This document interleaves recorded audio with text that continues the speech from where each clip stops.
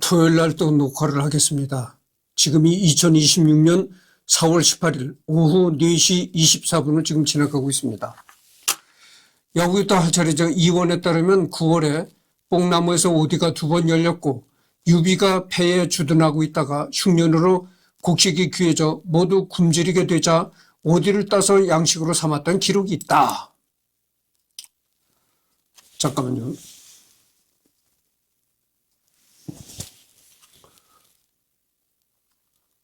훗날 유의 구품관 인법에 제정한 진구는 예주 영천군 출신의 호적으로 예주 자사 시절 출세해서 유비의 부하로 있었다.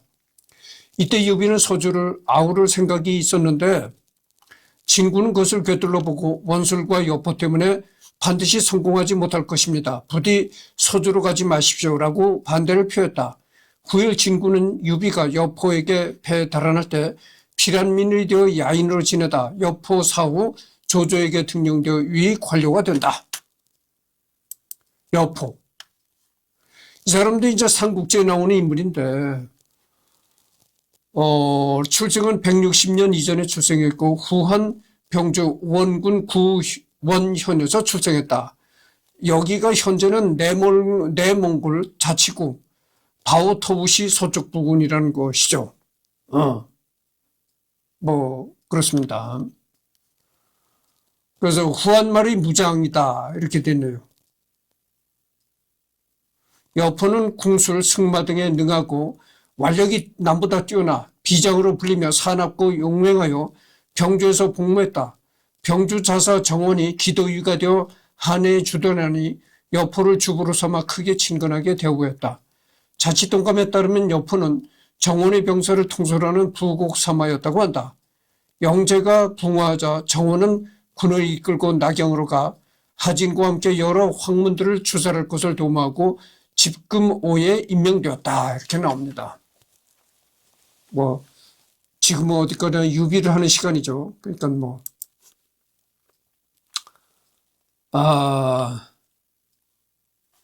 그러나 얼마 지나지 않은 그의 여름, 조조는 순욱과 정운객의 견성을 지키게 하고 다시 도겸을 공격하여 다소성을 함락시키고 낙야국, 동해군까지 공략하면서 가는 곳곳마다 다 부수고 없애면서 학살을 벌인다. 유비는 담현 동쪽에서 조피와 함께 조조와 맞서나 중과 부적으로 패배한다. 그 뒤 여포가 조조의 배후를 급습하여 조조가 회군한다.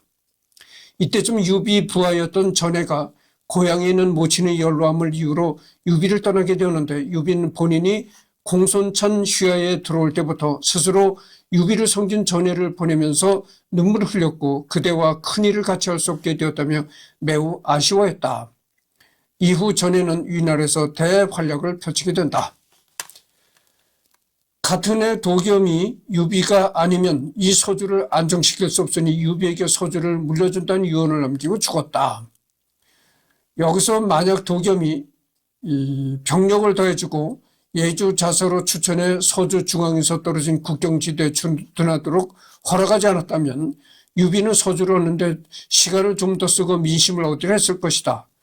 여기서 병력을 더해준 건 도겸이 유비에게 해이가 없다는 명확한 의사표시고 서주 중앙에서 떨어짐으로써 서주의 정치 상황에 손쓸 틈도 없이 휘말려들 가능성을 배제할 수 있게 되었으니 안심하고 도겸의 진위를 탐색할 수 있었을 것이다. 도겸이라는 사람도 이제 삼국지에 나오는 사람인데 출생은 132년에 출생했고 양주 단양군 단양현에서 출생했다는 것이죠. 62세에 사망했다 이렇게 나왔네요.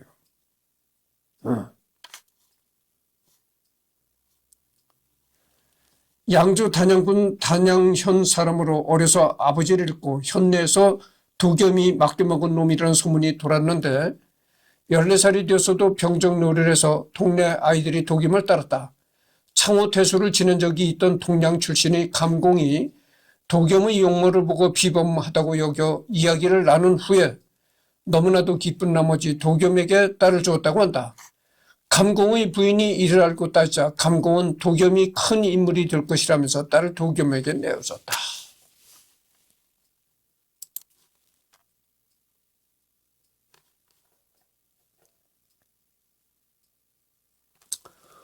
여기서 만약 도겸이 병력을 더해주고 예주 자사로 추천해 서주 중앙에서 떨어진 국경지대에 주둔하도록 허락하지 않았다면 유비는 서주를 얻는데 시간을 좀 더 쓰고 민심을 얻으려 했을 것이다.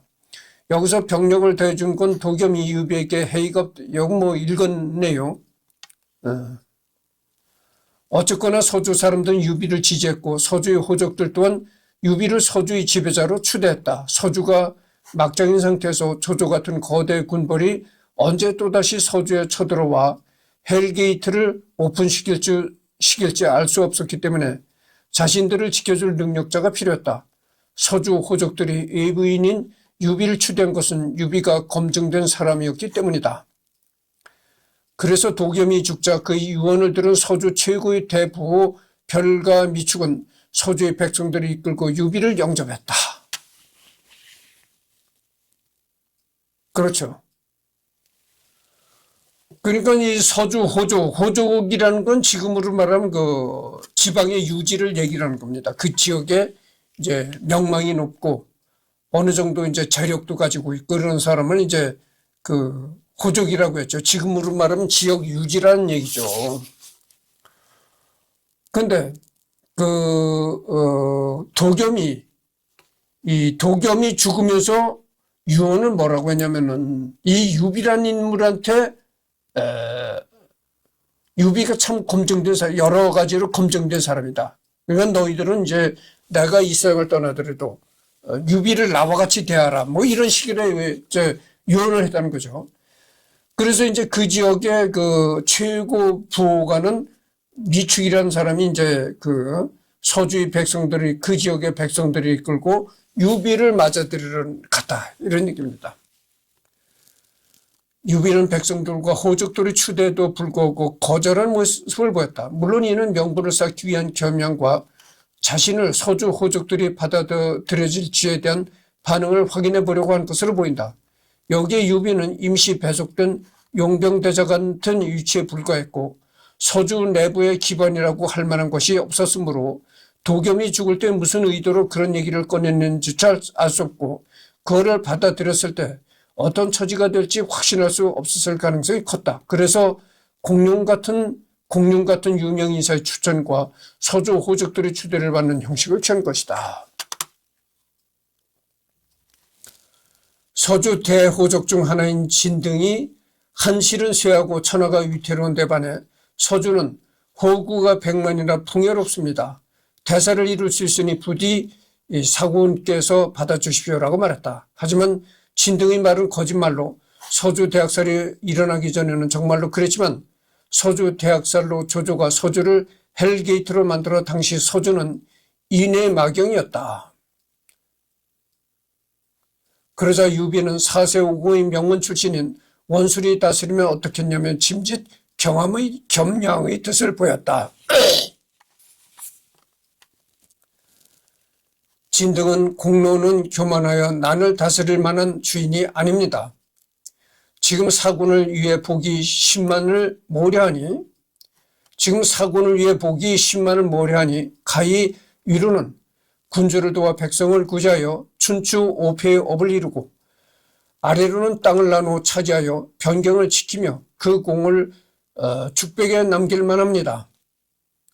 만약 사군이 제 청을 들어주시지 않는다면 사군이 뜻에 따르지 않겠습니다. 라고 말했다. 일부 의견을 하지만 공룡도 원술이 어찌 나라를 걱정할 사람이겠냐고 하며 하늘이 유능한 그대에게 서주를 주는 것이니 받으라고 권하며 지지를 표했다. 그렇게 내외적인 지지를 확인한 유비는 서주 군벌이 되어 여포가 서주를 빼앗는 196년까지 다스렸다. 순욱전에 따르면 이 시기 조조가 연주를 여포에게 빼앗기고 서주를 다시 치러했는데 순욱이 반대하며 도겸이 비록 죽는다고 해도 서주는 망하지 않을 것이고 그들은 패배를 거울 삼아 결의를 맺고 단결하고 있다고 했으며 보리를 거두면서 성을 굳건히 하고 들을 비워 열을 더한되어 10만 병사들이 궁핍해질 것이라면서 서주 정벌을 반대했다. 이것으로 보아 당시 서주는 외부의 적에 맞서 유비 통치하에 일치 단결된 것으로 보인다.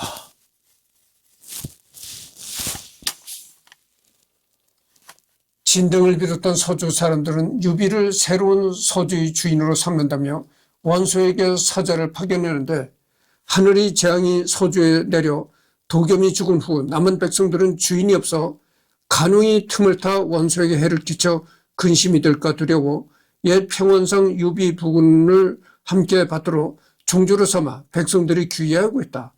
지금 도적이 창궐해 갑옷을 풀지 못하니 삼가 하급 관리를 파견해 고합니다라고 표를 보냈다.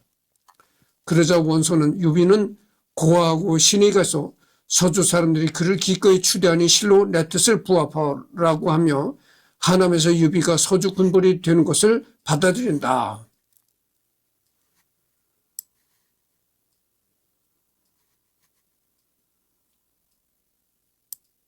원소 잠깐만요. 원소는 유비가 공손찬 용변 시절에 원소군과 싸운 적이 있지만 한창 싸우는 와중에 하등 상관도 없는 하남의 일을 해결한답시고 하북에서 멀리 하남까지 내려간 시점에서 유비가 더 이상 공손찬을 돕지 아니라고 판단한 것 같다. 원소 입장에선 마침 자기 휘하지만 서주 사람들이 적대하는 조조는 여포와 연주 쟁탈전에 정신없기도 했고 여차하면 경우에 따라 조조가 연주를 완전히 잃으면 조조는 완전히 자신의 휘하로 두고 유비와 손잡는 수도 생각해 볼 수 있었다. 이전에 자기 적이었던 이유로 계속 적대한다면 자칫 북쪽의 공손찬, 남쪽의 유비가 전처럼 힘을 합쳐 양쪽에서 압박할 가능성이 높아지니 긁어부스럼을 만들고 싶지 않았던 이유도 작용했을 거다. 잠깐만요.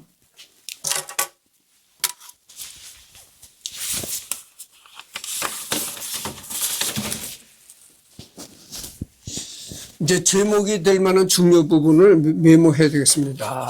그래서 이제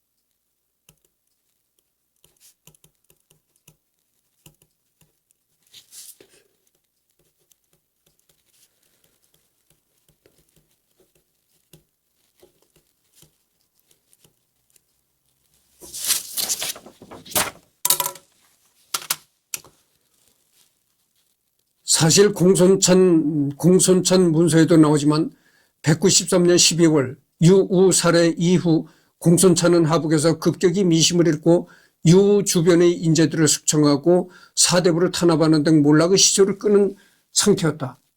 그런 상황에서 194년에 벌어진 서주 구원전 이후 유비가 도겸과 서주 사람들을 돕는 겸 서주로 이주한 것은 아주 이상한 일은 아니었던 것이다. 물론 공손찬 입장에선 동문이 등을 돌렸으니 배신감이 들 만도 한 일이지만 정황상 유우가 처형당하는 장면을 보거나 가까이서 소식을 접했을 유비 입장에선 공손찬이 자기한테도 그러지 않을 거라는 보장을 할 수 없다고 여겼을 테니 아예 서주에게 자기가 있어주기 원한다는 좋은 구실도 있겠다. 자신만이 살 길을 마련했다고 볼 수 있다. 서주 지배자가 된 유비는 할 일이 많았다. 서주 대학살로 인한 지역의 절반이 피해를 입어 복구해야 했고 원술이 서주를 노리고 있었으며 서주는 방어적으로 불리한 땅이었다. 하지만 일부에서 유비를 하나둘씩 인정해주고 있었고 유비의 뛰어난 능력 때문에 내정도 금방 안정되어 외부적 요인을 제외하면 걱정할 것이 없었다. 한편 유비는 저명한 학자인 진기, 정연과 교류하면서 매번 그들이 가르침을 주어 칠한이도를 모두 언급했지만 사면에 대한 말은 하지 않았다고 한다. 이식의 손권을 추천한 인물이 바로 정현이다. 노식, 유비, 원소 등과 연이 있는 정현이고 정계에 별 관심이 없었다는 정현이 유달리 유비에게는 세상 다스리는 이치도 가르쳐주고 쓸 인재도 첨가해주고 했던 데서 뭔가 형주의 사마휘, 프로토타입 같은 것을 느낄 느낌을 줄 수도 있겠다. 유비는 이렇게 사대부들과 교류하면서 천하를 다스리는 통치수를 익힌 것으로 보인다. 195년 여름 유포가 유비에게 의탁한다. 유비는 유포가 온천하에 유명한 배신의 명수라는 것을 알고 있었지만 조조라는 공공의적이 있었다는 점, 땅을 잃고 원술과 원소에게 거부당한 상황에서 유비까지 거부하면 여포가 서주를 공격할 수 있다는 점, 군웅할거 객장 문화에서 유비가 마땅히 거절할 만한 명분이 없다는 점 때문에 유비는 여포를 받아들일 수밖에 없었다.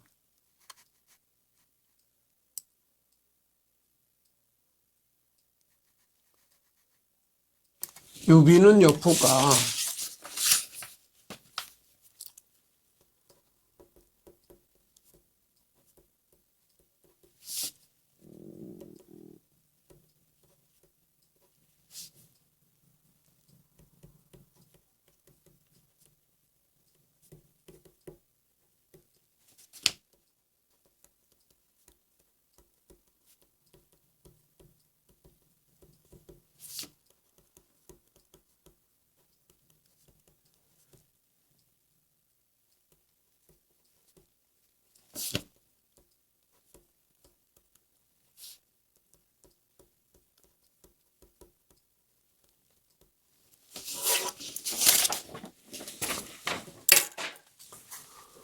유비는 여포를 삼국지연의에서 소패로 유명한 예주 패국 패연으로 보낸다. 이후 헌제를 맞이한 조조는 그를 진동장군, 의성정으로 높여준다. 협천자를 막한 당시 조조는 내외적으로 수습해야 할 게 많아서 신흥 군벌인 유비까지 적대할 이유가 없었기 때문으로 보인다. 진동장군은 조조가 헌제를 받아들이면서 196년 6월에 받은 직책으로 이후 9월에 조조는 대장군이 된다. 따라서 이 일은 196년 9월 이후의 일이다. 196년 가을경 유비는 서주를 노리던 원술과 싸운다. 원술은 내가 여태껏 유비라는 이름을 들은 적이 없는데 뭐하는 놈이냐라고 무시하지만 유비를 이기기 힘들다고 생각해서 여포를 부추긴다. 이를 보아 유비는 원수를 상당히 밀어붙였던 것으로 보인다. 이 말을 곧이곧대로 받아들이면 말이 안 되는 게 유비가 서주를 먹은 지 2년 정도가 지난 시점이라 최소한 2년 전부터 알 수밖에 없었기 때문이다. 진짜 뜻은 유비라는 놈은 어디서 굴러먹던 듣보잡 출신이냐? 우리 적수가 될 수 없다 정도로 생각된다. 원술은 서주를 공격했지만 유비는 군을 이끌고 음이현과 해음현에서 그의 군을 막았다. 그런데 합의상이자 성문 교위를 맡은 조표는 유비의 서주 지배를 반대했다. 여포와 연주 호족인 진공은 조표와 결탁해서 합의를 침공한다. 당시 합의는 장비가 지키고 있었는데 장비는 조표와 마찰이 커서 조표가 통수친 원인 중 하나였다. 조표의 모반을 안 장비는 즉시 조표를 죽인다. 하지만 조표로 인해 여포 군들은 이미 성에 들어오고 있었고 여포가 도착했을 무렵에는 단양병들만이 저항하고 있었다. 결국 만인지적인 장비조차 어쩌지 못하고 패배하고 여포는 유비 처자식을 사로잡았다.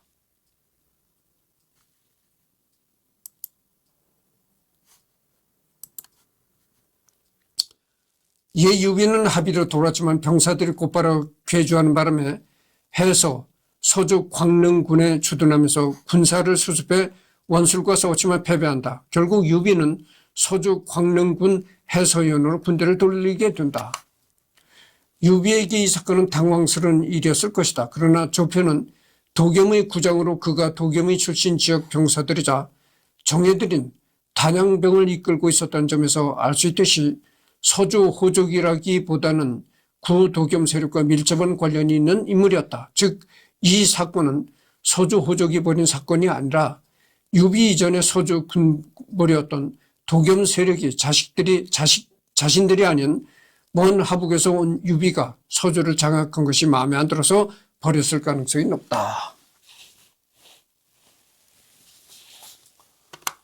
서주 호족들은 유비 편이었는데 서주 대호족 미축은 자신이 여동생을 유비 부인으로 들이고 노객 2,000명과 금은 및 온 재물로 사제를 털어 군자금을 보탰다. 이때 유비는 곤란하고 궁핍했으나 미축의 도움에 힘입어 다시 떨칠 수 있게 되었다. 하지만 여전히 어려운 건 몇 가지였는데 영웅기에 의하면 광릉에서 원술에게 패한 후 보급이 어려우시자 유비 대소 관료들과 군사들이 서로를 잡아먹을 지경이었다고 한다. 음력으로 9월경에 진동장군 직을 받고 곧바로 서주를 여포에게 강탈당했으니 바로 겨울이 닥쳐온 것도 원인이 되었을 것이다. 서주를 여포에게 강탈당했다 이렇게 나옵니다.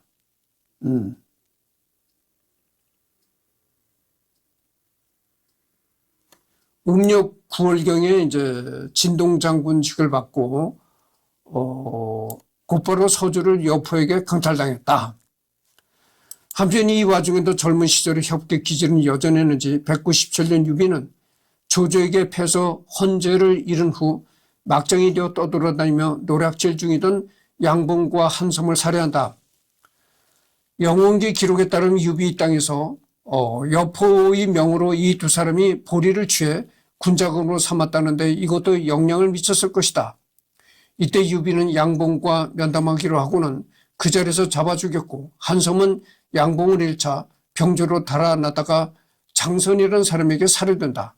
물론 근처에서 알짱거리면서 거슬리게 하는 도적대 따위를 살려둘 이유는 없지만 말이다. 유비는 서주 광릉군에서 식량사정이 곤궁해지자 서주 군벌이 된 여포와 화목하였고 여포가 사로잡은 처자를 돌려받았다. 유비군은 과거 여포에게 내준 곳이 예주 패군 패연, 흔히 소패라 부르는 곳에 자리 잡게 된다. 잠깐만요.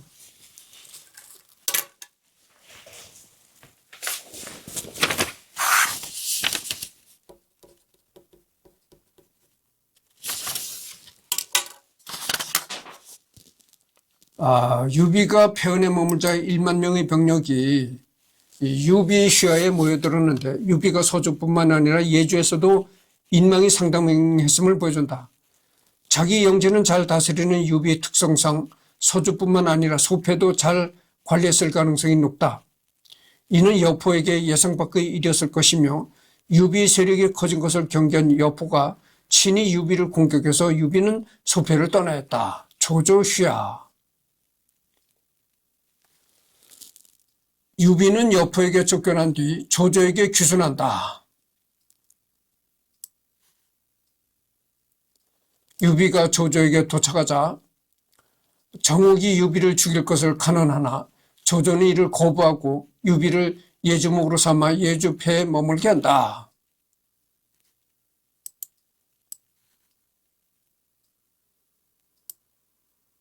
유비가 조조에게 도착하자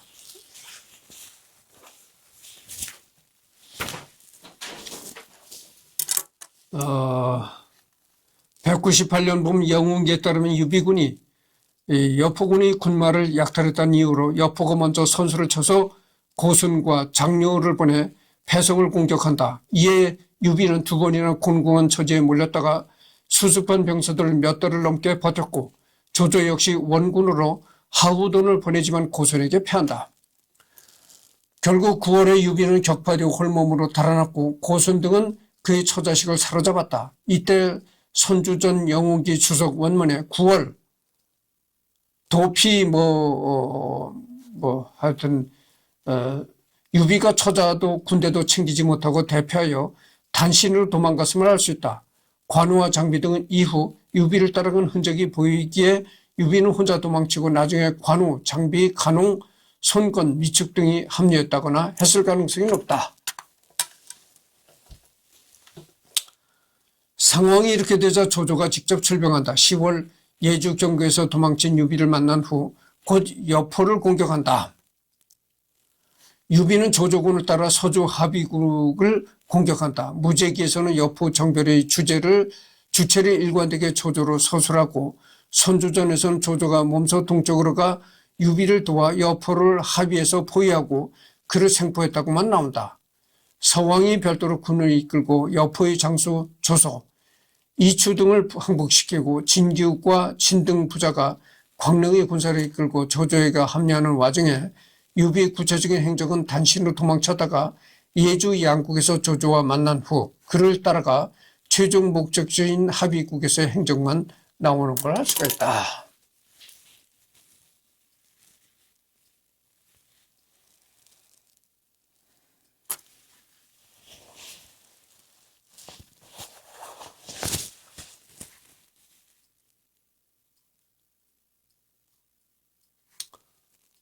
지금 26분을 경고하고 있네요.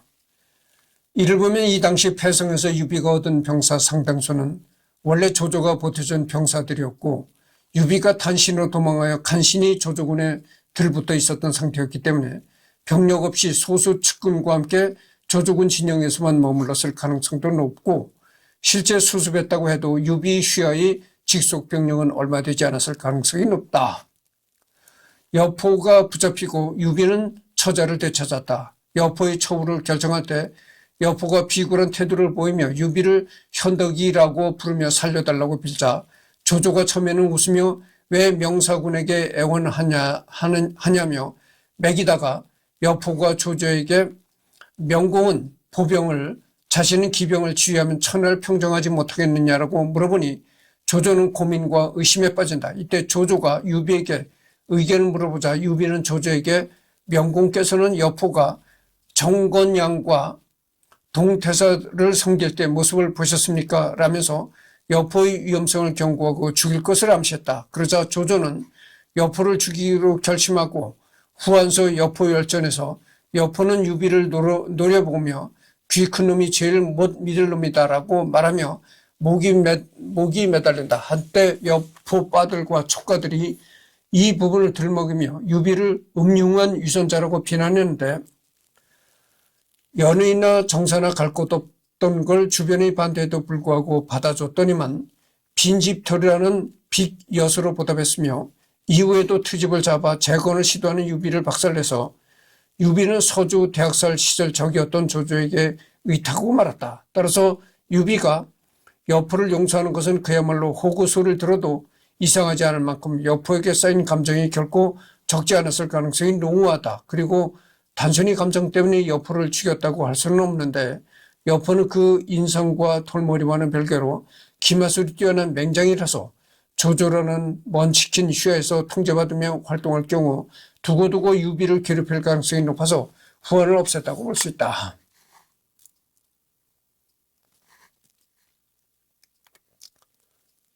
이후 유비는 조조와 함께 허도로 돌아온다. 조조는 유비에 대한 예우를 매우 두텁게 했는데 심지어 나갈 땐 유비와 같은 수레 타고 앉을 때는 항상 같은 자리에 앉았다고 한다. 화양국제에 따르면 유비는 허창으로 돌아와 좌장군이 되었고 조조는 유비에게 경의를 표하고 대단히 중히 여겼다. 또한 관우장비 두 사람도 중랑장이 되었다. 조조의 모신 정옥과 곽가는 유비를 살해하고자 권하였으나 조조는 뛰어난 인물들의 신용을 잃는 것을 우려하여 허락하지 않았다.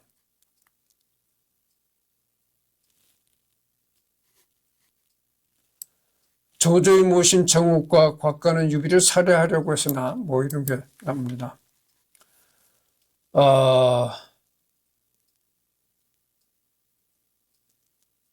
지금 29분을 경고했습니다. 조조는 조정의 표를 올려 좌장군으로 삼는다. 조조에게 얻은 좌장군직은 특별한 의미가 있다. 좌장군령 사례교위 예형익 삼주목 의성정후라는 유비의 직함 중 처음 오는 관직일 정도다. 좌장군직은 간단한 관직이 아니다. 조의 최고의 무장인 오자 양장 모두 사방장군에서 더 올라가지 못했다. 실제로 좌장군은 장압과 우금의 커리어 하이였다. 물론 대장군, 거기장군, 표기장군, 위장군이라는 4대 장군이 풍계상 위다. 하지만 4대 장군으로 가면 무관이라고 볼 수 없는 권력 중추로 1인자와 국정 운영을 면밀하게 논의하는 위치다. 당장 조조부터가 원소에게 태위를 주고 자신은 실권을 가진 대장군을 먹이려다가 결국은 원소에게 대장군까지 양보하고 자기는 거기장군이 되었다. 사방장군은 사정장군, 사진장군보다 품계상 위인데 국경을 책임지는 전선사령관급인 사정장군과 사진장군은 군벌이 난립하는 후한 말부터 서량의 마등 같은 지방군벌을 달래는 용도로 전락한 상태였다.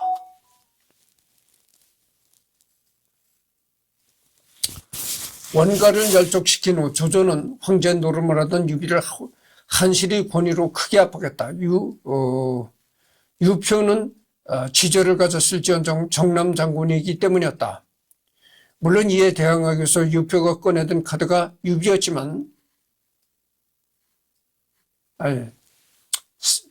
원소가 중국 최강의 세력으로 건재하여 코앞의 하북에도 지배권이 닿지 않았던 조조 정권의 사정을 고려하면 좌장군이라는 직책은 조조가 유비에게 줄 수 있는 가장 높은 직책을 준 것이다. 당시 유비의 나이는 30대였고 유비가 조조에게 규선한 지도 얼마 되지 않았고 조조군 내에서 눈에 띄는 공적을 올린 적이 없다는 점을 생각한다면 특이한 부분이다. 물론 장군직은 항상 능력 고려로 준 건 아니고 이런저런 정치적 고려가 따른다. 그렇죠. 지금도 그래요. 지금도 여러분들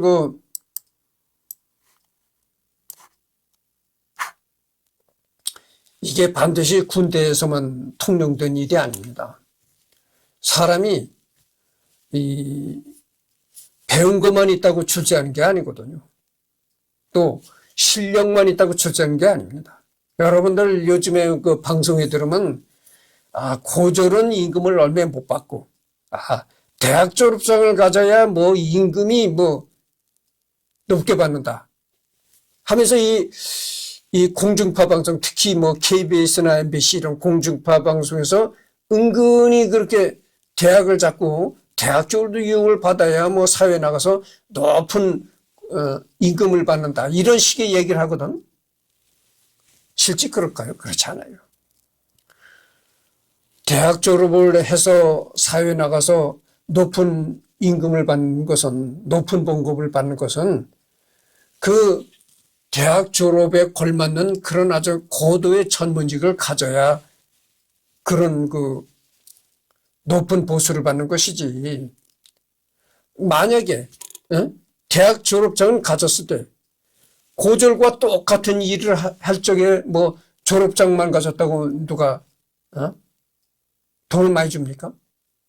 요즘에는 대학을 나와도 고등학교 졸업자들과 똑같은 일을 하는 사람들이 많아요. 그렇잖아요.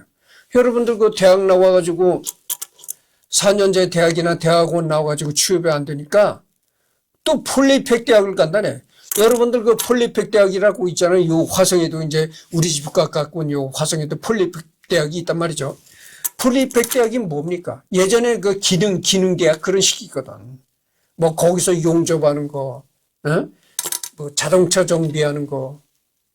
한마디로 폴리텍 대학이라는 게 손에 기름칠하고 먹고 사는 그런 거거든. 그런 걸 가리키는 데거든.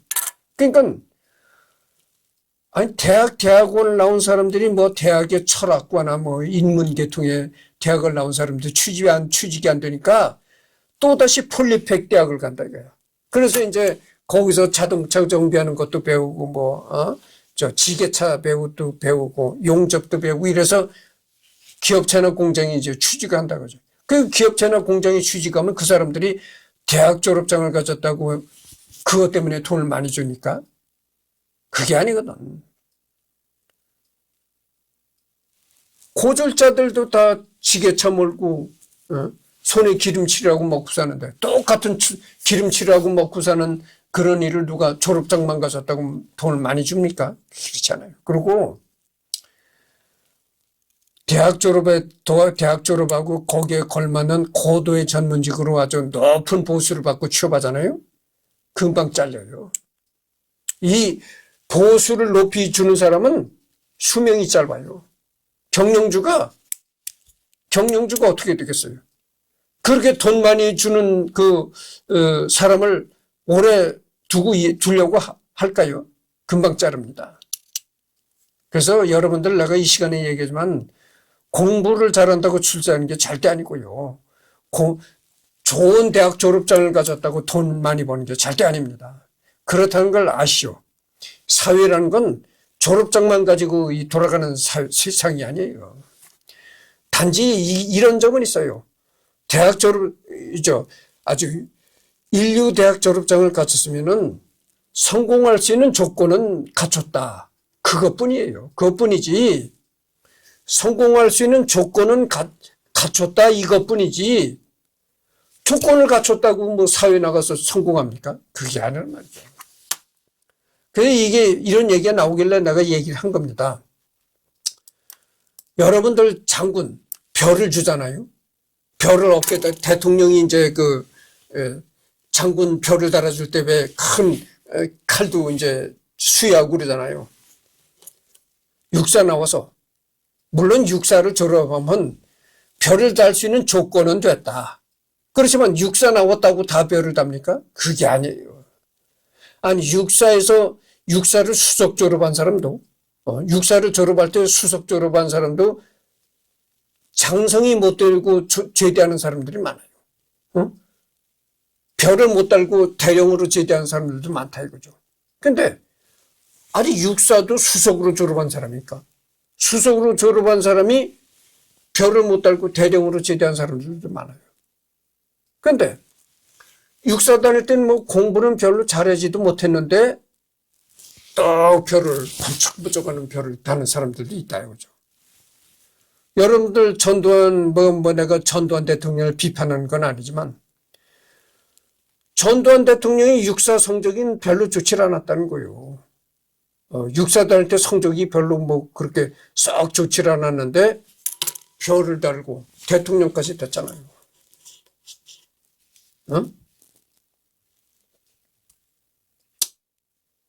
그렇다는 거예요. 그러니까 여기가 이 별을 달았다고 해서 그 사람이 꼭 능력이 좋고 뭐 전술에 능하고 이렇게 해서 별을 다는 게 아닙니다. 이 별을 다는 건 말이죠. 여기도 보여주잖아요. 정치적인 고려가 많이 따르는 겁니다. 정치적인 고려. 정권에 얼마나 정권에 보기에 정권이 얼마나 정권 입맛에 맞느냐. 예를 들면 지금 대통령이 이재명이잖아요. 이재명이 입맛에 얼마나 잘 맞느냐. 입맛에 맞는 사람을 시키는 거예요. 언젠가도 내가 이런 얘기를 했잖아요. 아무리 육사에서 수석 졸업하고 제목은 훌륭해. 하지만 이거는 대통령 입맛에는 맞질 않아. 그런 사람은 안 된다. 그런 사람은 안 되는 거예요. 그래서 내가 언젠가도 내가 이런 얘기를 했잖아요. 아니 서울대를 나오고 서울대 수석 졸업했어. 아주 공부는 굉장히 학교 다닐 때 잘하는 사람이거든. 공부도 잘하고 머리는 끝내줘. 머리는 끝내주는데 이놈을 보니까 요게 항시 윗사람한테 뭔가 좀 껄끄러워. 그리고 저놈을 키워주다간 그놈이 가만히 보니까 서울대 다닐 때는 아주 수석으로 공부를 하고 그랬는데 머리가 좋은데 가만히 보니까 이놈은 아주 원칙대로만 가려고 하는 놈이거든. 성격이 그렇다고지. 야, 저놈 안 되겠어. 저놈 자꾸 높은 직책을 주고 키워주다가는 저놈이 왜 요즘에 나왔잖아요. 양심폭로라고 해가지고 우리 조직에 반하는 그런 폭로를 할 수도 있고 윗사람한테 덤벼드는 반역을 저지를 수도 있다. 저놈은 안 돼. 그 대신 말이야 중앙대나 한양대를 나온 사람이 있어. 근데 이 중앙대나 한양대에 나온 사람은 그렇게 공부는 잘하지 못했지만 아주 윗사람 입맛에 딱 맞아. 윗사람이 뭐라고 지시를 내리면 알았습니다. 아주 뭐 분말이 없어. 윗사람이 좀 잘못된 지시를 내렸어도 예 하겠습니다. 아주 윗사람 입맛에 착착 맞거든. 그럼 누굴 시키겠어요? 서울대 나와가지고 서울대 수석 졸업했다는 놈은 공부는 잘했는데 영 이게 윗사람 입맛에 안 맞아. 그렇지만 중앙대나 한양대 나온 놈은 공부는 못했지만 입맛에 착착 들여맞거든. 그럼 누굴 시켰어요? 중앙대나 한양대 나온 놈을 야, 너 부장 승진. 예? 이렇게 된 거야. 그게 세상이다고죠. 그게. 그래서 여기도 똑같은 거예요. 무조건 능력 있고 훌륭하다고만 별을 다는 게 아니에요. 여기는 정치적인 고려가 많이 따른다. 이겁니다. 그러니까 이 통치자의 입맛, 여기는 정치적인 고려라고 했는데 정치적인 고려라는 게 바로 그겁니다. 통치자의 입맛에 얼마나 들어맞느냐 이런 얘기예요. 그래서 이제